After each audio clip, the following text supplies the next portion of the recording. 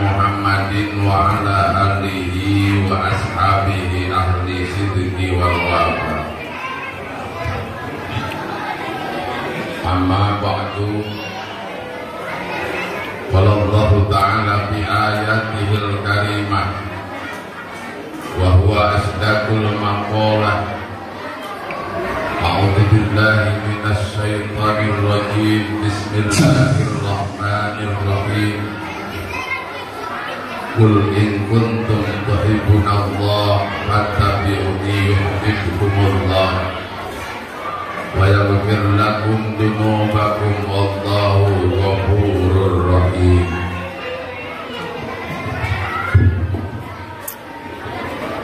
Wa qala Allah ta'ala aidan laqad kana lakum fi rasulillahi uswatun hasanah liman kana yarjullaha wal yawmal akhir wa dzakarallaha katsiran. Al-ayah ayat tamimil ayah. Sadaqallahul azim. Wa qala Rasulullah sallallahu alaihi wasallam, man ahya sunnati faqad ahabbani wa man ahabbani kana ma'i fil jannah. Al-hadis wa qala Abdul ulama fi kitabih al-jannatu wa na'imuha sa'dun liman yusalli wa yusallim wa yubarik alaihi. Wallahu a'lamu bi-murad.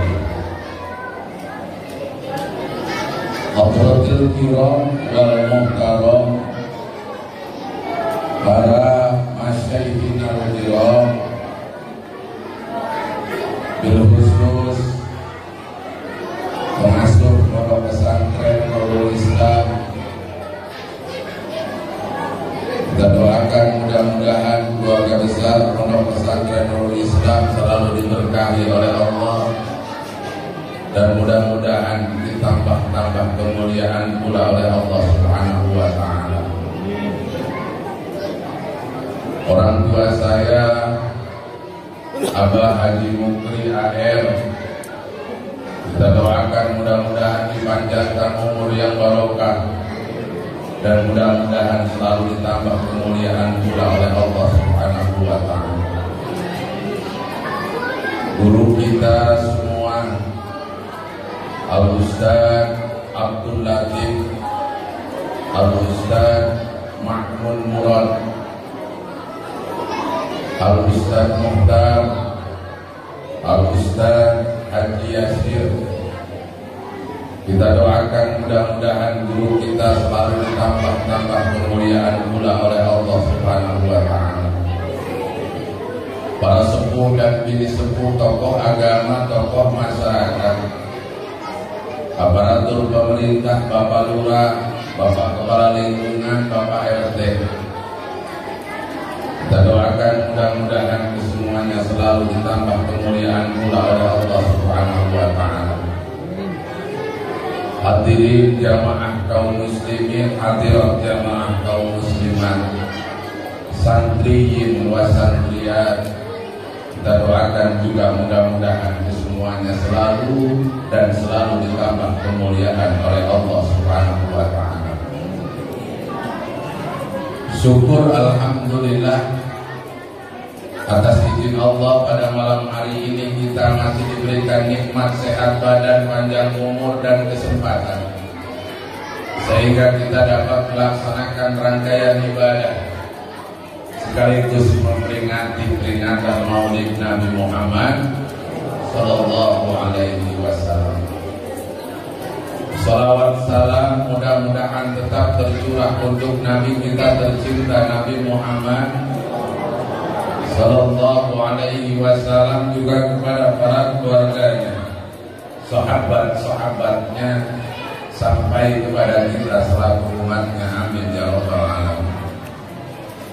para masyayikh kiram, para sepuh dan bini sepuh, hadirin wal hadirat rahimakumullah.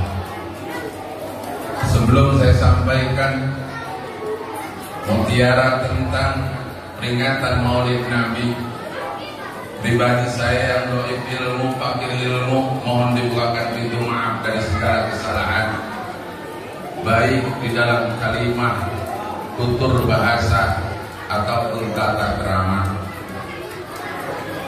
Pada kesempatan ini tidak ada niatan saya memberikan nasihat kepada jamaah, tetapi intinya usini wa nafsi bitaqwallah.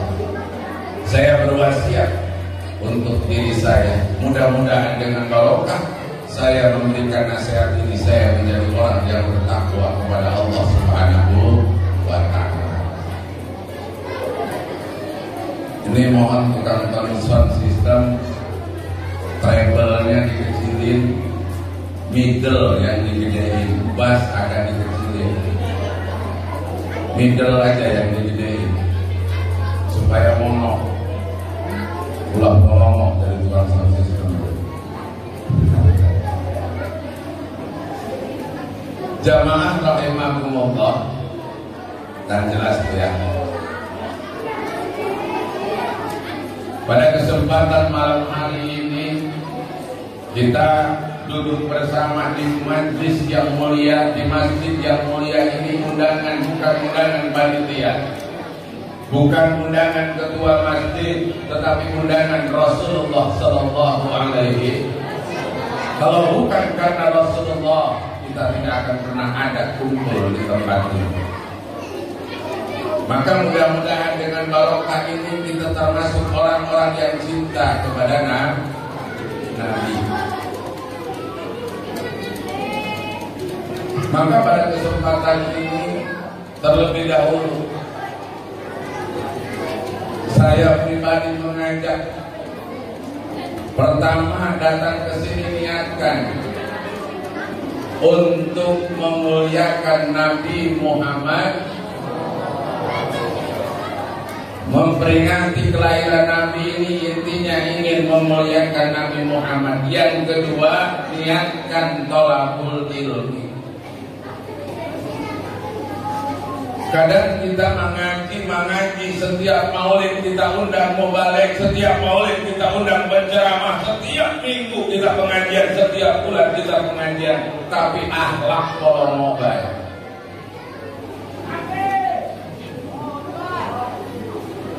Maka pada kesempatan ini mari kita bertafakur. Mudah-mudahan dengan barokah pengajian yang kita lakukan malam hari ini, kita senantiasa menjadi orang yang senantiasa dapat beribadah bersama ilmu.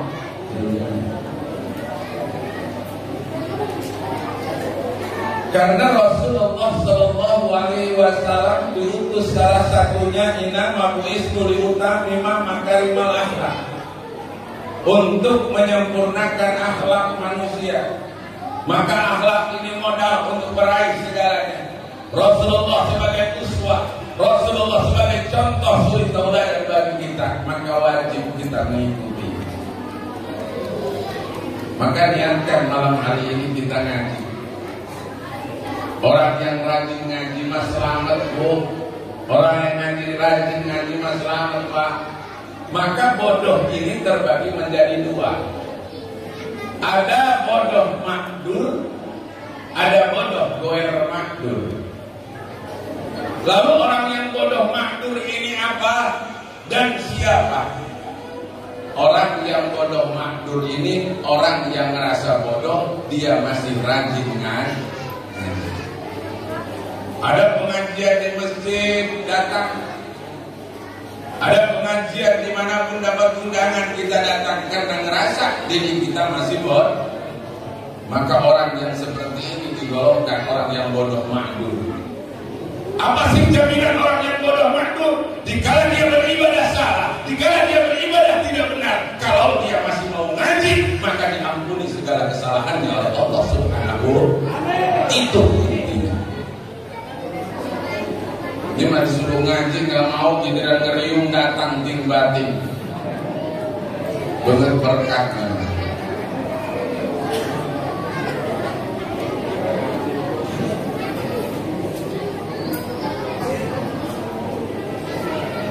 Bodoh gue makdur ialah orang yang bodoh tetapi malas ngaji. Ini yang paling berbahaya Bapak. Orang yang gak ngerti urusan agama diajak ngaji susah. Orang yang gak ngerti urusan agama diajak gabung ngaji pun berat. Ngatur dewek, ego yang dikedepankan saya paling hebat. Pengajian tidak mau datang, maka orang yang seperti ini disebut bodohnya, bodoh goyang. Makdur benar sekalipun ibadahnya, hebat sekalipun ibadahnya, dia tidak akan pernah diampuni oleh Allah Subhanahu.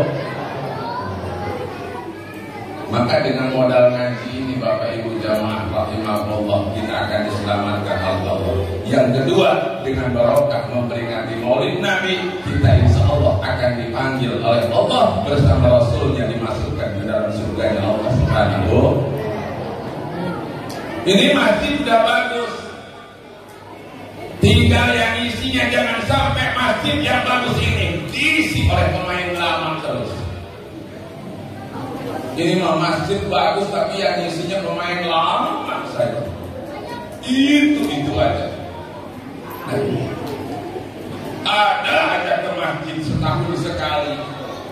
Itu juga mau ngambil sendal. Giliran ke masjid sendalnya hilang. Diumumin di masjid, siapa yang nemukan sendal karpil saya? Ya Allah, sekali ke masjid sendalnya hilang diumumin di masjid. Hei Sofian, dengerin sama kalian. Kalau hilang sendal di masjid itu namanya musibah kan? Kalau sendal kita hilang di masjid itu musibah kecil. Ada yang musibah lebih besar, sendal kita gak pernah ke masjid. Ini yang musibah besar. Dengerin, ulah sering nur pengen ke apa? Maka masya Allah, masjid udah bagus, gak ada yang mau ngisi ya Allah. Kita makanya membangun kuburan Pak. Membangun masjid persis membangun kuburan. Waktu membangunnya merame, kuburannya waktu menggali kuburan rame. Yang masuknya cuma satu. Ini nggak bangun masjid rame yang membangunnya mah. Tapi giliran udah jadi nggak ada yang mau masuk.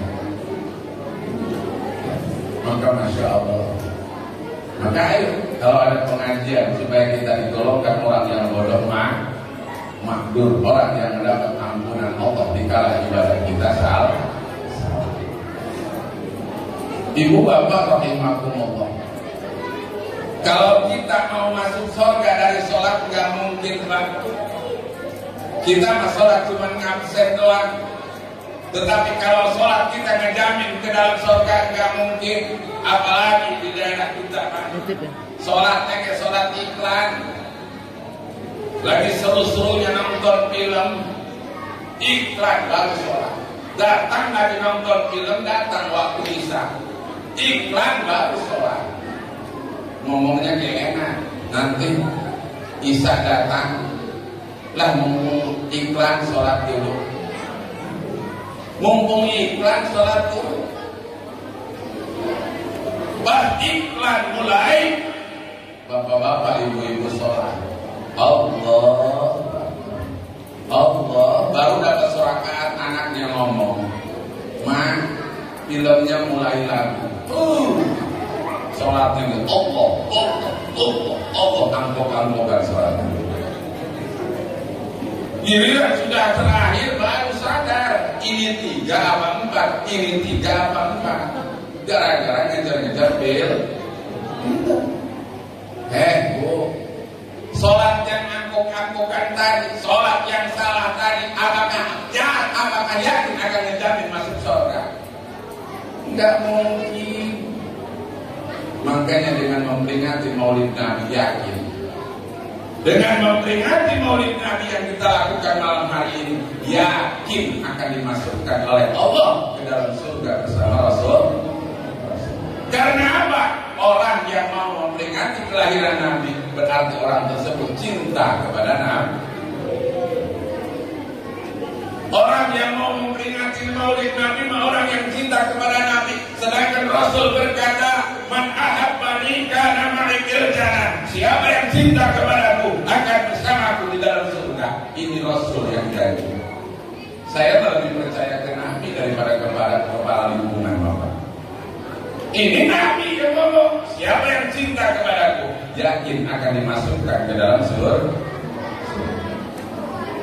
Hakikatnya kalau kita mau dudan karena cinta kepada Nabi,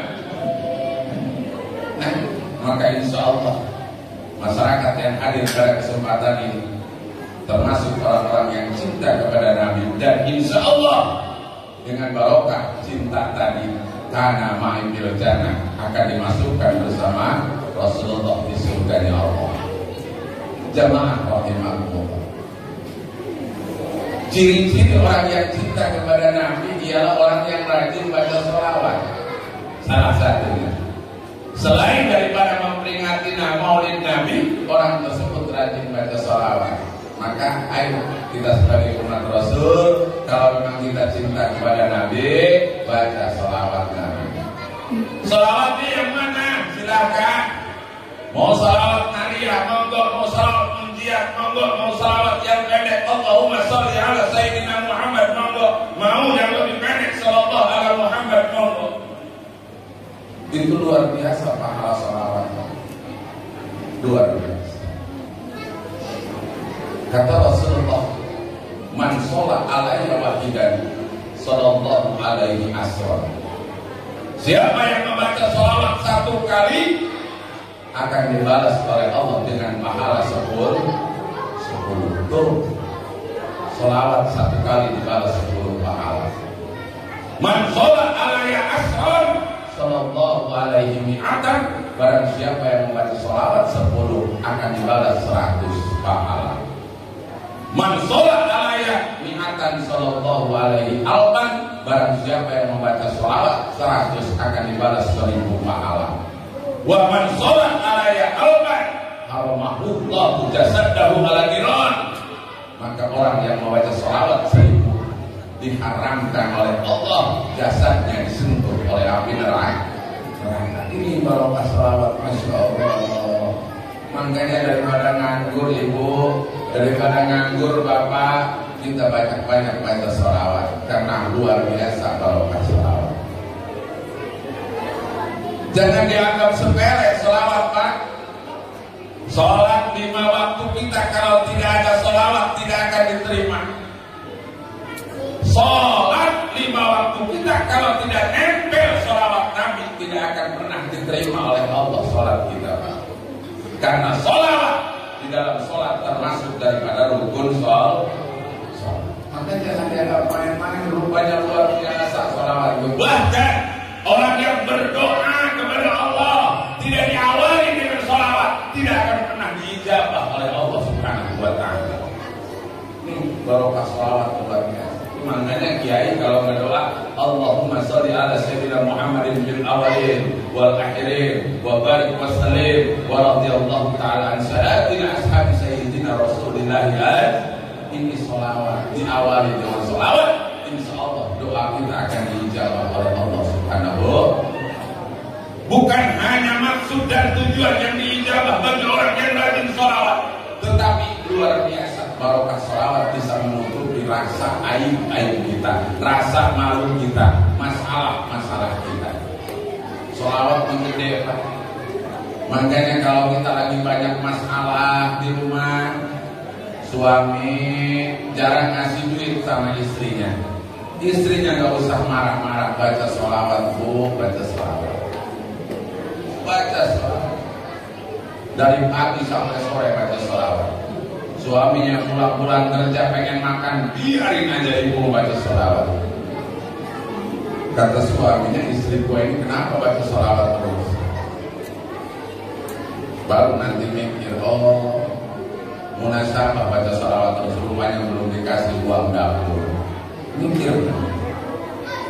Nah, ada kisah Bapak. Dulu ada seorang santri, mesantrennya 20 tahun, cuman dikasihnya sama gurunya sholawat. Sholawatnya Allahumma sholli ala Sayyidina Muhammad. Ini santri manut, nurut sama guru, nggak pernah ngaji, nggak pernah apa, 20 tahun cuma baca sholawat. Ini kebarokahan sholawat. Karena 20 tahun mondok, ngomong ke gurunya, Kiai, saya kan udah 20 tahun mondok. Masa saya mau jadi pemuda tua, bujangan tua? Maksudnya kata Kiainya, saya pengen punya istri Pak Kiai. Ngedoa dengan sholawat. Ini Kiai perintahin ngedoa dengan sholawat. Akhirnya santrinya nurut baca sholawat malam-malam. Pagi-pagi datang Pajero Sport, bos emas, ke rumah Kiai. Assalamualaikum, waalaikumsalam. Dari mana Pak? Saya dari Kedong bos emas. Namanya siapa? Haji Rusli. Ada apa kesini Pak? Saya mau nyari santri yang lama mondoknya. Enggak ngomongin pinter, yang lama mondok. Ada satu kebenaran. Maksudnya Pak, saya akan nikahkan dengan anak saya satu-satu. Ini orang santri yang baca sholawat, dengan barokah sholawat dinikahkan dengan anak saudagar emas. Cuma semata wayang anaknya, kaya raya, dan anaknya cantik jelita. Masya Allah. Tahu sendiri kan anak bos, bedaknya beda dengan bedak orang berundang. Orang berundang mah bedaknya kayak pipa nomor 4 ngotak.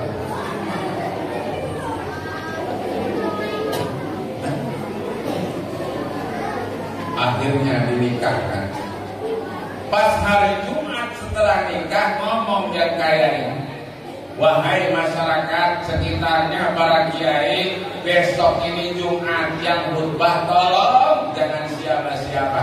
Saya mau ngetes mantu saya.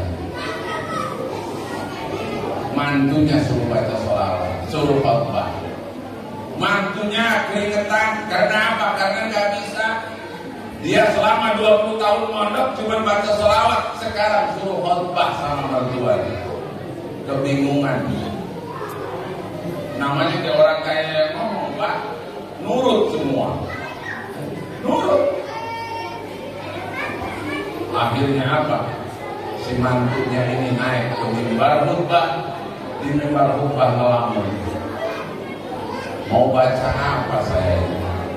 Sedangkan saya 20 tahun cuma baca sholawat. Sedangkan suruh khutbah, bingung. Hidayah Allah datang. Ngomong mantunya yang sedang di atas mimbar, Bapak-bapak jamaah sholat Jumat, saya mohon dari imaman sampai pintu depan dibuka lebar-lebar, kasih jalan. Mertuanya bangun, buka. Dikasih jalan, sak kosong. Setelah ngasih jalan, saya mohon semua jamaah Jumat untuk menundukkan kepala. Semua tunduk kepala. Barokah sholawat luar biasa. Nurut. Giliran masyarakat tidak nunduk, si mantuknya orang kaya ini lari dari masjid. Pintar santri mau politik, karena nggak bisa buat lari. Mertuanya kaget. Waduh, ada apa mantu saya ini? Kok kamu dikejar sama mertuanya? Masyarakat ikut ngejar, Ustadz Latif juga ikut ngejar, semua sekampung ngejar-ngejar mantu orang kaya. Kosong masjid, satu orang juga nggak ada. Allah turunkan malaikat Jibril. Jibril, injak masjid Al-Karim sampai roboh. Diinjak masjidnya oleh malaikat Jibril, roboh rata dari tanah. Apa kata mertua? Santri tadi, hebat mantu saya, masjid mau roboh aja tahu. Untung ngabul saya. Ini kalau masalah. Artinya apa? malu kita ditutupi oleh Allah. Maka inilah barokah sholawat. Gak bakal kalah orang yang rajin baca sholawat, selalu di atas. Maka kita hidupkan sunnah Rasul dengan banyak membaca sholawat. Orang dengan banyak membaca sholawat dijamin ke dalam surga. Orang yang rajin membaca sholawat dijamin masuk ke dalam surga. Yang baca sholawat aja masuk surga, apalagi orang berutang. Rajin baca sholawat, sudah rajin baca sholawat, ngorbanin tenaga, ngorbanin harta, ngorbanin pikiran, sempat hadir ke maulidan, nambah besar pahalanya. Yang baca sholawat aja masuk surga, apalagi korban harta segala.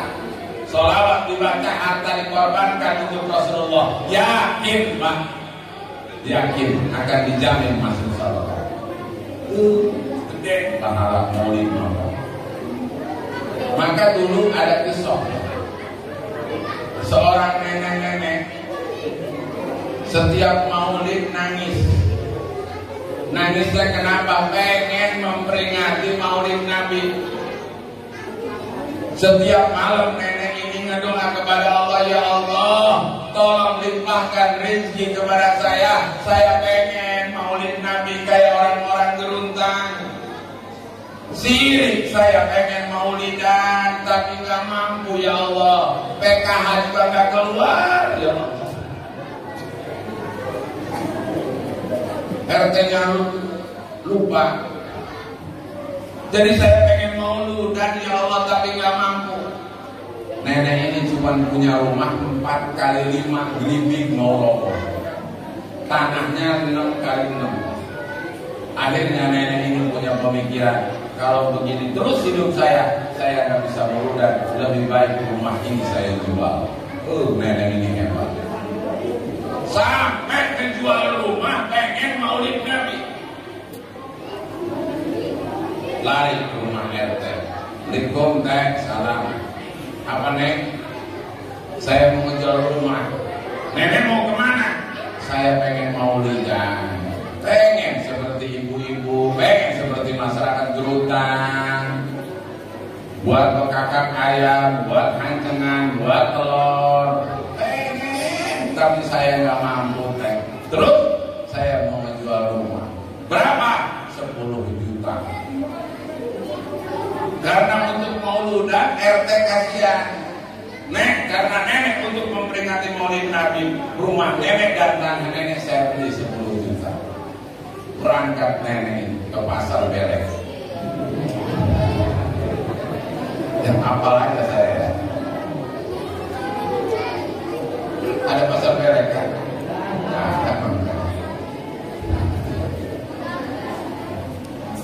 Belanja beras, belanja ayam, belanja ikan, bumbu dan lain sebagainya. Bahkan nenek ini beli sejadah, sarung dan lain sebagainya untuk maulid Nabi. Habis 5 juta. Nenek ini belanja, dijual rumah, habis 5 juta. Ini hebat nenek. Masak di rumah. Tetangganya ngomong, "Nek, mau apaan? Mau maulid." Dari mana nenek duitnya? Habis jual rumah. Nenek ini ngotang. Udah miskin belagu. Nek, saya mau bukan sirik, bukan iri. Nanti kalau rumah nenek dijual, nenek mau tidur di mana? Kata tetangganya. Mikir nenek. Nenek kan udah tua, harusnya nenek mikir. Kalau rumah nenek dijual, mau diem di mana? Nenek ini ngejawab dengan tegas. Hei Nur! Dan Nur dikaget waktu itu dibentak nenek ini. Ya. Dengerin sama kamu, kata nenek. Lebih baik saya tidur di kolong jembatan suatu di dunia. Lebih baik saya tidur di emper rumah orang. Lebih baik saya tidur di emper masjid daripada saya nanti di akhirat dimasukkan ke dalam neraka Allah. Hebat nenek ini. Baru Teh Nur tadi diem, nggak bisa ngomong. Pulang Teh Nur. lebih baik sengsara di dunia daripada saya nanti sengsara di akhirat. Luar biasa. Masak nenek itu sendirian. Karena apa? Satu keringat, satu tetes keringat dipakai untuk memperingati Maulid Nabi ini semua bernilai pahala.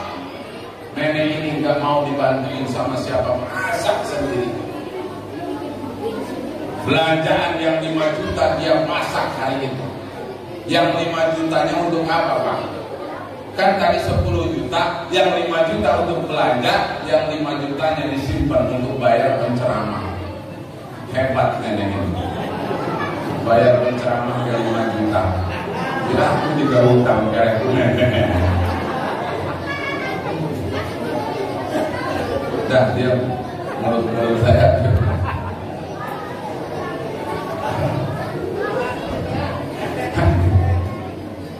mantap. Dia ini mah cerita.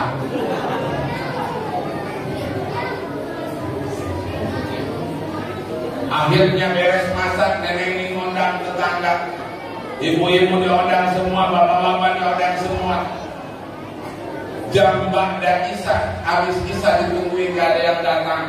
Sampai jam 10 malam masyarakat gak ada yang datang. Karena apa? Disangkanya nenek-nenek ini nggak mungkin maulidan. Akhirnya apa? Nenek ini nangis, ya Allah, saya mau udah habis-habisannya jual rumah segala macam. Saya mau udah masak dari pagi sampai sore, tetangga saya gak ada yang datang karena saya miskin, ya Allah. Tolong ya Allah gerakkan satu saja umat Nabi Muhammad untuk datang ke tempat saya. Datang Ustaz Abdul Murad.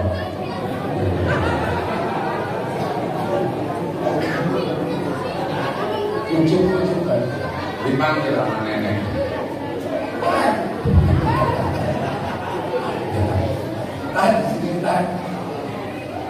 Apa nek?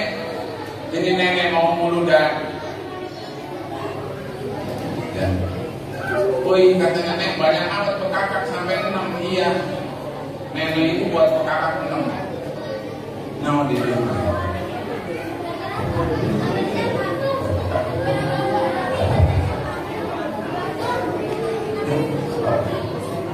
Akhirnya kata nenek ini, Ustaz, tolong silsilah, tolong sambutan, tolong marhaban, tolong kori, tolong Ustaz yang ceramah. Nek, udah sih gak usah. Ini maniak nenek. Nih amplopnya nih.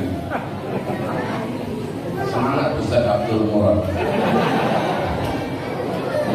Mantap kata Ustaz Abdul Murad. Akhirnya sambutan silsilah sampai ceramah. Jangan dengerin nenek itu dong sendiri gini. Ustaz, karena Ustaz udah beres sambutan sampai ceramah, nenek ini punya kepengen makanan nenek ini pengen dimakan sama Ustaz. Bekakak satu ini tolong habisin sama Ustaz. Kata Ustaz, nek gak mungkin nek, saya perutnya kecil, tolong ini hargain nenek. Karena Ustaz tahu ilmunya, atau ibu kamai tamu bagaikan orang mati. Nurut Ustaz. Habis bekakak satu Pak. Topos juga itu Ustaz. Habis. Karena kekenyangan Ustaz ini pengen merah. Nek, gara-gara nenek saya suruh ngabisin bekakak satu. Akhirnya saya kekenyangan nek. Saya pengen berak, ada WC gak nek? Aduh, boro-boro WC Ustaz, rumahnya dijual. Terus saya berak, di mana ini? Tenang Ustaz, nenek tadi beli sejadah. Ustaz bayangnya berak di sejadah, hebat nenek. Makanya kalau ada Ustaz main ke rumah kita pengen berak, siapin sejadah. Oh, gede pahala. Akhirnya diberak Ustaz ini di sejadah.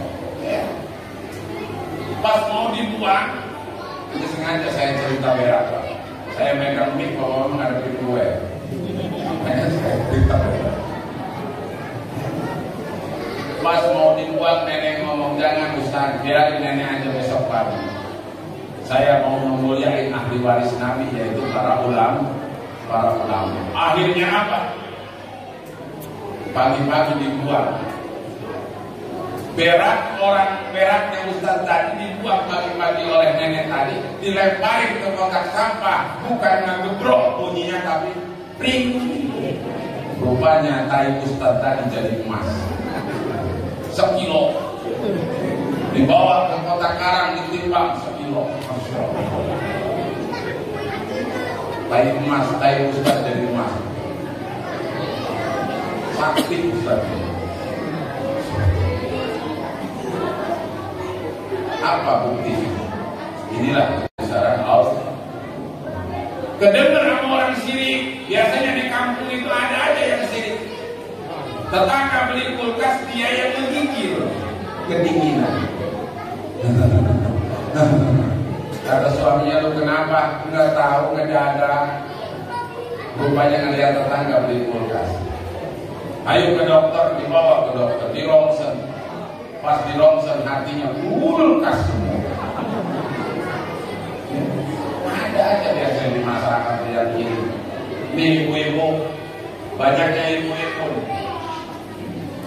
Saya pesan ke ibu-ibu. Makanya banyak yang stroke duluan itu ibu-ibu. Banyak yang stroke itu zaman sekarang ini ibu-ibu, karena ibu-ibu mas stroke-nya dipakai latihan. Ada tetangga beli kerudung menyon, ada tetangga beli baju bagus menyon. Itu latihan stroke. Jangan repot. Orang yang sirik nggak ada untungnya. Makanya saya ingetin sekali lagi nih, orang yang sirik tadi ngomong ke suaminya, Pak, itu nenek ngejual rumah gubuknya, ngondang satu kiai, berak kiai tersebut jadi emas 1 kilo. Pak, rumah kita jual. Rumah gedungnya dijual 100 juta. Kita ngondang 10 kiai, diondang 10 kiai.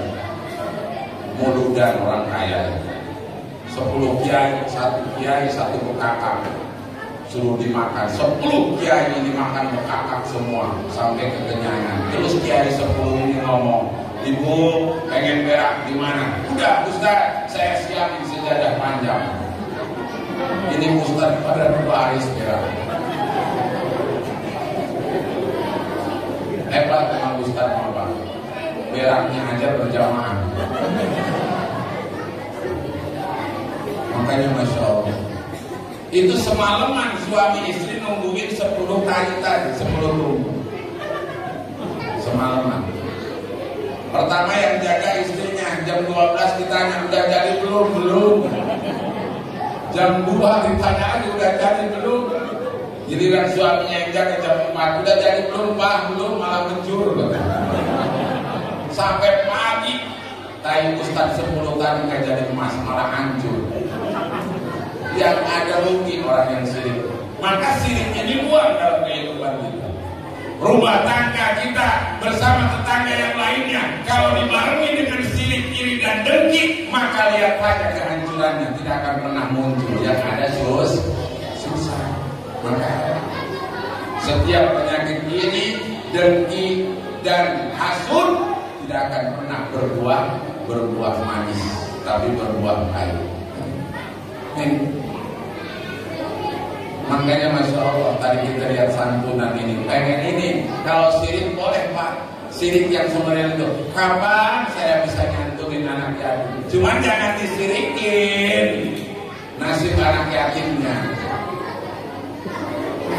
Bahaya sirik ke anak yatim. Dulu ada anak yatim piatu yang diurusin sama neneknya. Neneknya miskin, anak yatim ini pengen makan, nggak bisa, pengen beli uduk, nggak bisa. Subuh-subuh anak yatim bangun karena lapar, karena nggak ada makanan. Anak yatim piatu tadi berangkat ke pinggir jalan, naik pohon mangga karena lapar. Naik pohon mangga anak yatim tadi, 10 tahun, anak perempuan yatim piatu, karena lapar. Waktu waktu naik pohon mangga anak yatim piatu tadi yang perempuan nggak pakai celana. Datang Ustaz lewat. Astagfirullahaladzim. Ini siapa yang di atas pohon mangga? Saya Pak Ustaz. Turun deh. Kamu ini walaupun masih kecil udah 10 tahun perempuan gak pantas gak pakai celana. Kenapa gak pakai celana deh? Saya mah anak yatim Pak Ustaz. Boro-boro celana makan aja enggak. Ya Allah, hati Ustaz merasa kasihan. Ini Ustaz ngambil duit dari sakunya, dapat 100.000, ada duit 100.000 dikasihin sama anak yatim. Nih, anak yatim, ini duit 100.000, lu beliin celana 50.000, yang 50.000 beliin beras, kasihin sama nenek kamu. Ini akibatnya seorang Ustaz. Anak yatim mah dikasih duit 100.000 itu mah lari-lari sambil digini-gini kayak bendera. Ada orang sirik tadi. Hei, anak yatim dari mana kamu dapat duit? Dapat nyuri ya? Bukan, Bude. Dari siapa? Pengasih, Bude. Pengasih siapa? Pengasih Ustaz Abdul Murad.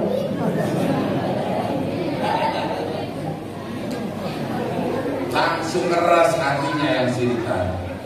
Kok bisa Ustaz ngasih duit 100.000 kepada kamu? Gimana ceritanya? Nyelidiki. Saya kan gak makan Bude pagi-pagi. Saya naik pohon mangga gak pakai celana, Ustaz lewat. Ngelihat saya gak pakai celana, ngelihat cerita saya gak makan, Ustaz modal duit kan 100.000. Bude yang sirik tadi ngomong besok gua. Besok gua subuh-subuh naik pohon mangga. Bude naik subuh-subuh pohon mangga, nggak pakai celana, cari dahan yang gede. Ustaz lewat lagi. Ustaz lewat. Lihat ke atas, Allahu Akbar kata Ustaz. Hei, siapa kamu? Sangka saya makanya sapu. Saya Ustaz, ya Allah, Bude apa-apaan, udah tua, naik pohon mangga, nggak pakai celana lagi Bude, turun. Mending gak rewong. Diturunin Bude. Di batinnya Bude tadi ngomong, cepet. Karena hatinya jelek. Kenapa Bude? Pagi-pagi udah naik pohon mangga. Maaf Ustaz, suami saya nganggur karena pandemi corona. Gak kerja, gak makan. Kenapa Bude udah tua gak pakai celana? Karena miskin Pak Ustaz. Suami gak kerja, baru-baru gak beli celana. Ya Allah, kasihan dia. Akhirnya Ustaz makasihan, modok kantong lagi. Pas dikodok ada 1.000 rupiah. Nih Bude ada duit 1.000. Ustaz, duit 1.000 untuk apa? Bude beli sled rok tuh jembur.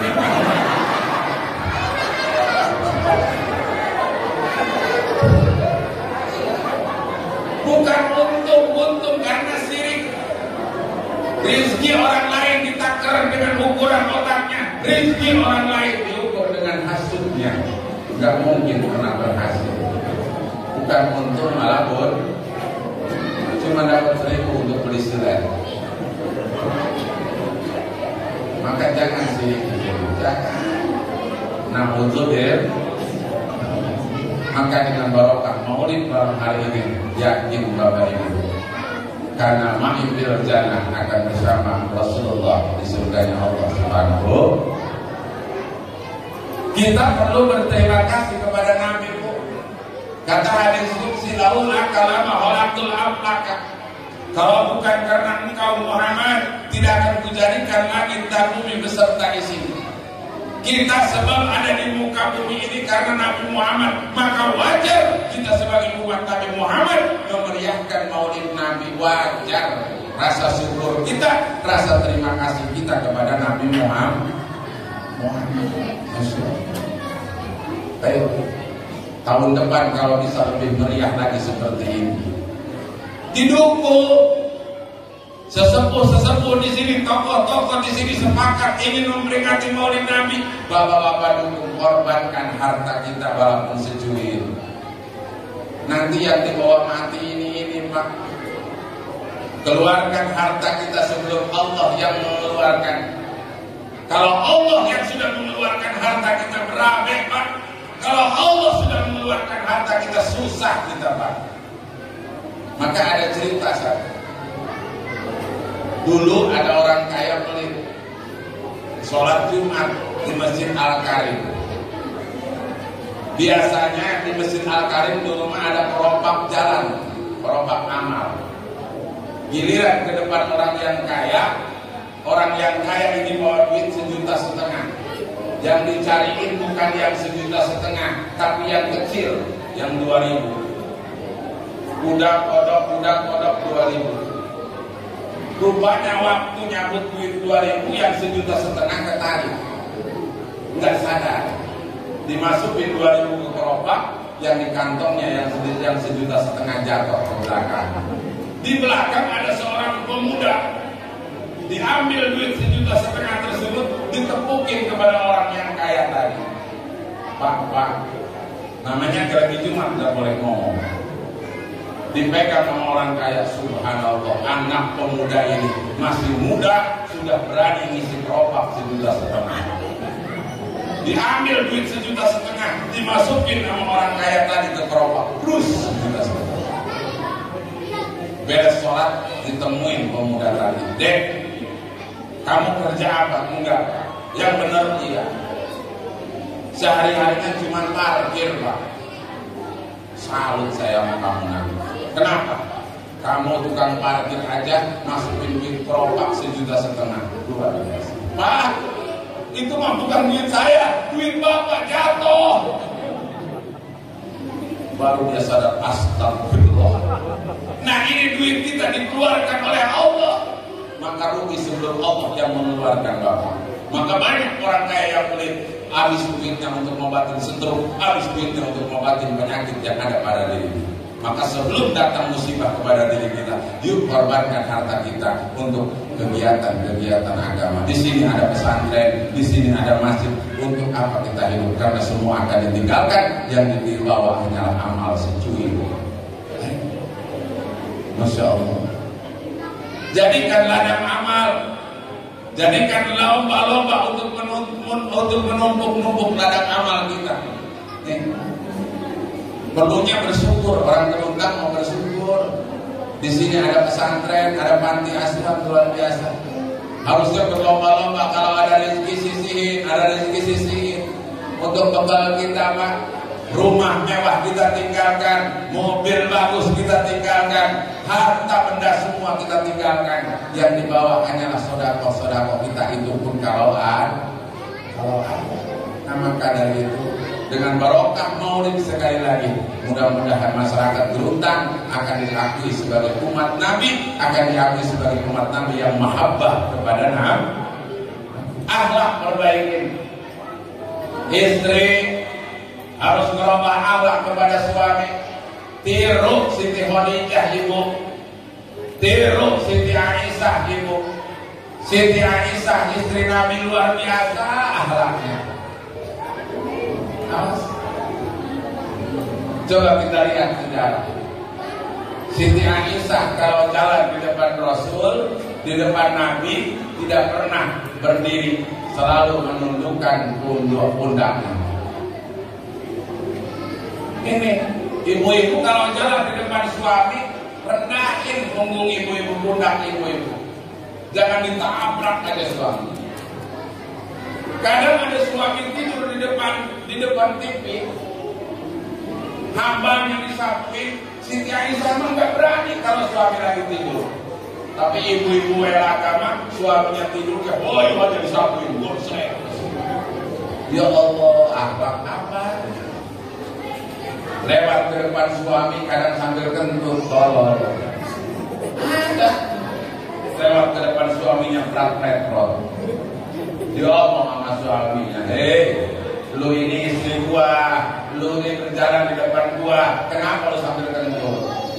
Harusnya mah minta maaf. istri yang solehah minta maaf, maaf Pak ya, saya nggak sopan. Oh ini mah enggak. Lu mah ada suami gak kentut tolong. Pak dengerin. Nuding. Mendingan saya keluarin daripada saya sakit. Yang susah bapak lagi. Tolong suami dia.